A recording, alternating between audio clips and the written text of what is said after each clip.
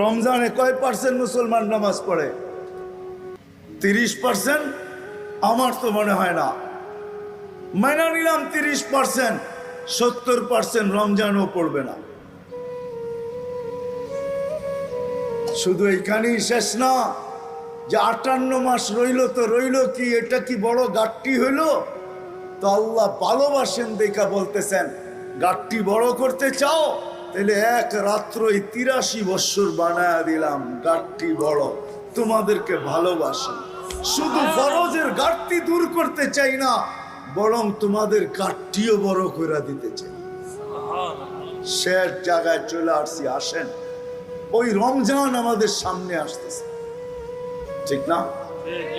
রমজান আমাদের সামনে আসতেছে। আমি কয়েকটা অঙ্গীকার নিব, বিশেষ করে যুবকদের কাছ থেকে।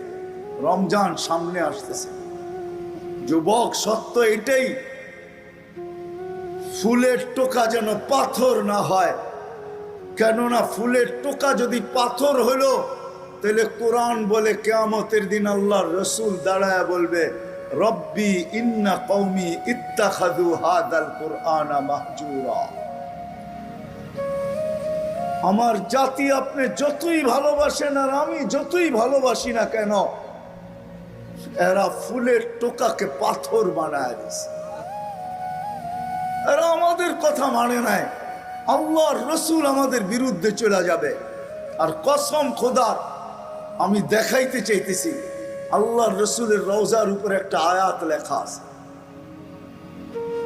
ওয়ালাউ আন্নাহুম ইয যালামু আনফুসাহুম। আল্লাহ বলতেছে, বন্ধু আপনার উম্মত গুনাহ করতে করতে করতে করতে করতে করতে কোন পর্বে যদি লজ্জিত হইল আর আপনার কাছে আসলো, আস্তাগফিরুল্লাহ, আর আয়েশা আমার কাছে মাপ চাইলো, আমি ওর দিকে তাকাবো না, আমি তো আপনার দিকে তাকাবো। আস্তাগফারা লাহুর রাসূল, আপনি যদি ওর পক্ষে হা বইলা দিলেন তো আমি সব গুনাহ মাফ করে দিব, পরোয়া হবে না ও কত গুনাহ করে। এই জন্য বলতেছি, সামনে রমজান আসতেছে, রমজান আসতেছে সামনে। বিশেষ করে যুবকদেরকে বলবো, পায়ে হাত রাখা, খোদার ওয়াস্তে, খোদার ওয়াস্তে নেট ব্যবহার করো, কিন্তু তুমি প্রতিজ্ঞা করো যে রমজানে 1 মাস গুনার ভিতরে কোনো নেট ব্যবহার করব না। ইনশাআল্লাহ। রাজি? কে কে রাজি? ইনশাআল্লাহ। যে আমি গুনার ভিতরে করব না। ইনশাআল্লাহ। তুমি নেকের ভিতরে করো, আমার কোনো আপত্তি নেই। দামাও, রাজি তো? ইনশাআল্লাহ।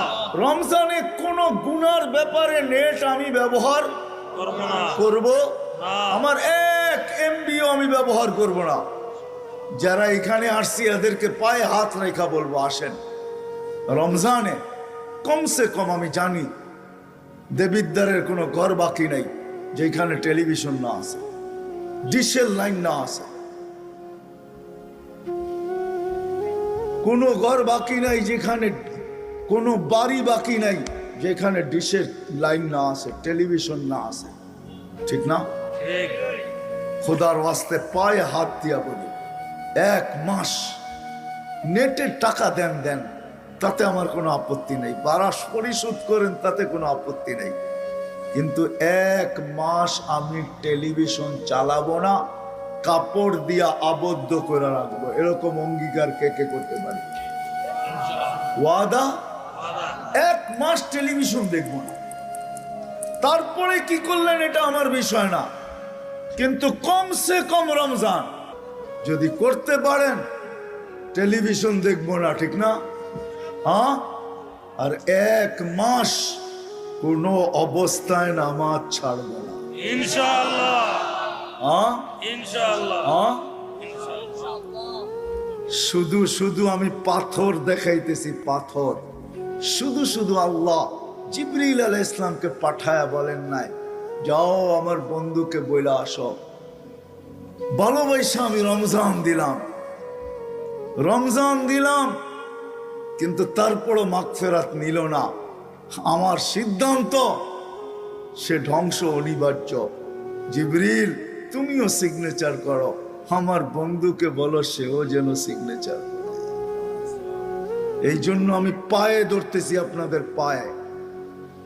রমজান মিলল, এই উম্মত ফরজের ঘাটতি পূরণ করতে পারলো না। রমজান মিলল জান্নাত, আরে জান্নাত তো এই উম্মতকে আল্লাহ, জান্নাত তো এই উম্মতকে আল্লাহ। হয় আমার জাতি যদি এরকম হইতো, রমজানে তো জান্নাত দেওয়ার জন্যই মনে হয় রমজান আসছে, নাইলে রমজান মনে হয় আসতো না। ছোট ছোট জিনিসের উপরে জান্নাত। মালিক যদি কর্মচারীর থেকে একটু কাজ হালকা করে 8 ঘন্টার জায়গায় 6 ঘন্টা করে দেয়, এতটুক সহানুভূতির উপরে আল্লাহ ওয়াদা করতেছেন জান্নাত দিয়া দিব। কেউ যদি কাউকে 1 ঘট পানি দিয়ে ইফতার করায় দেয়, তো আল্লাহ ওয়াদা করতেছে এটার বিনিময়ে জান্নাত দিয়া দিব। রোজার সব তো দিব, জান্নাতও দিব। রমজান মনে আসছেনি এই জন্য সবার কাছে দরখাস্ত, রমজানের নামাজ কি করবো না, পাক্কা ওয়াদা।